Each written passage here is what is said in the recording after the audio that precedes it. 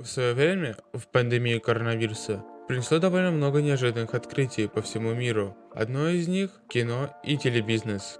Одна из любопытнейших вещей заключалась в том, что аниме-индустрия оказалась самой устойчивой к ковид-кризису, формой популярного развлечения в мире. В 2022 году, во время ковида, общие кассовые сборы в США упали на 80% за год, а рынок телебизнеса в Японии упал на 45%, а вот общие сборы аниме-индустрии сократились на 3%. В том самом году аниме-индустрия выпустила самый большой хит «Убийца демонов. Бесконечный поезд». Это аниме-экшен, который в Северной Америке заработал 48 миллионов долларов и 365 миллионов долларов в Японии, а во всем мире 504 миллионов долларов, ставший крупнейшим блокбастером во всем мире. И общие аниме-доходы все больше начали расти. Например, «Магическая битва», ее фильм собрал по всему миру 187 миллионов долларов. Но еще есть два сезона, которые стали очень успешными по всему миру. Но сколько заработали, неизвестно. По данным консалтинговой компании Parrot Analytics, за последние 2 года спрос на аниме вырос на 180%. Написано было в 2022 году, что сделало его одним из самых быстро растущих жанров контента во всем мире, особенно во время пандемии. Кана Лойдо. Япония — это такой уникальный рынок, где, несмотря на то, что кассовые сборы в 2022 году составляли почти половину того, что было в 2019 году, вопреки этому аниме — это тот редкий контент, который стал работать лучше, чем когда-либо. То есть зрители в этот период времени потребляли аниме гораздо охотнее, чем до пандемии. Даже я сильнее знакомился с аниме в 2022 году и подсел на него. Те, кто связан с аниме-индустрией, говорят, что предвестники такого бума появились еще задолго до этого. По данным Ассоциации японских аниматоров, за десятилетие до пандемии, с 2010 по 2019, общий рыночный оборот аниме-индустрии вырос до 22,1 миллиарда долларов. Такой рост стал расширением демографического охвата аниме-культуры, как в Японии, так и среди потребителей практически во всем мире. Раньше аниме смотрело очень мало людей, и существовало много стереотипов по этому поводу. Например, увлеченных фанатов аниме называли атаку и считали кучу неудачников, поглощенными своими фантастическими мирами и неспособными участвовать в жизни нормального общества. Но это было не только в Японии, но также было и под советскими странами, но было чуть-чуть по-другому. Однако то время прошло, и аниме прошел долгий путь и успел завоевать сердца многих фанатов, и став еще один крутой вещью в жизни разных сообществ. За последние 5-10 лет в Японии и на Западе произошел некий ренессанс аниме, где оно превратилось из предмета насмешек и издевок в то, что сегодня хотят говорить самые разные люди. Есть хорошая фраза от известного западного ютубера Джозеф Тецура Бедингер, более известный на ютубе под никнеймом The Anime Man. Еще его вы могли встретить в трешовом вкусе, где он один из ведущих. Цитирую. Это то же самое, что игры в 90-х. Если вы играли в игры, вы были бы своего рода ботаником, пока вдруг все не начали играть. Вот почему аниме-фильмы и сериалы становятся такими массовыми. Это уже не несколько ботаников из вашего класса, которые идут смотреть новое аниме. Теперь весь класс собирается его посмотреть. Я думаю, это главная причина, по которой стриминговые сайты пытаются получить как можно больше аниме в своем списке, поскольку они теперь видят в нем огромный потенциал. В 2022 году, во время аниме-фестиваля Japan в Токио, Netflix сообщил, что планирует публиковать 40 новых аниме, охватывающие более широкий спектр жанров. И это, скорее всего, связано с тем, что по некоторым данным в 2021 году более половины подписчиков Netflix хоть раз насмотрели аниме.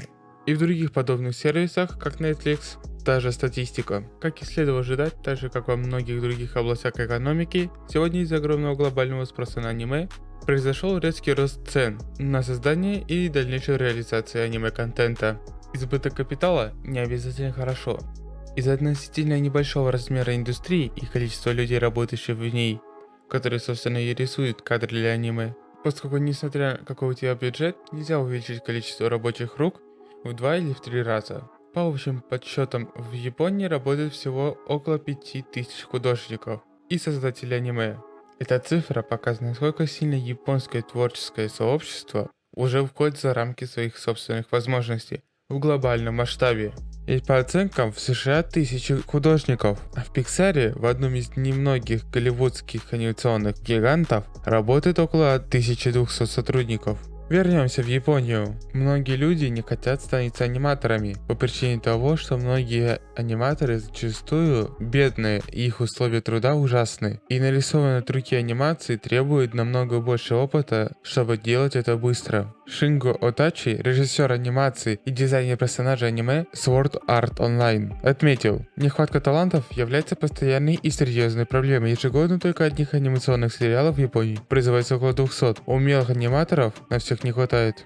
Хотел бы немного отвлечься и сказать спасибо подписчикам на Бусти и донатерам. Также, если хотите видеть раньше и чаще новые видео, то рекомендую подписаться на Бусти. А если хотите меня чаще видеть, то можете подписаться на мой телеграм-канал. Аниме создается, когда формируется заказ от команды продюсеров, представителей ТВ-компаний, видеостудий, производителей атрибутики или обладателей коммерческих прав на произведение. Если речь идет об экранизации манги или книги, продюсеры соглашают формат аниме, уточняют условия, которые должны соблюсти создатели в процессе производства. К примеру, какой бюджет будет у аниме, каких актеров позвать для озвучки, сколько одежды сорвать на ваших любимых вайфу.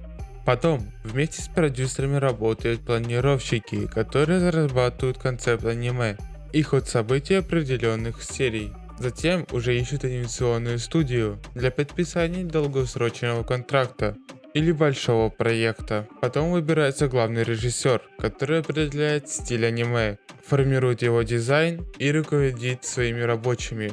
Но давайте уже перейдем к художникам-фазировщикам. Фазировщики получают около 200 йен за один рисунок, это около $2. Такие расценки были бы неплохи, если каждый художник мог выполнить по 200 рисунков в день. Но на один лист может уходить больше часа, уже не говоря о повышенном внимании на всякие мелочи, такие как еда, архитектура, ландшафты и прочее. Работа над ними может потребовать в 2 раза больше времени. Даже если вас повысит до художника прорисовки, вы не будете много зарабатывать. И даже если сериал будет пользоваться большим успехом, так же как второй сезон Магической битвы и Атака Титанов, вы не будете получать с этого ничего. В этом и заключается структура проблемы аниме-индустрии. Но и компании не хотят повышать зарплату, поскольку производство аниме очень дорогое. Например, стоимость показа полноценного сезона посреди ночи на 5-7 каналов телевидения приближается к 50 миллионов йен. Это около $500 000.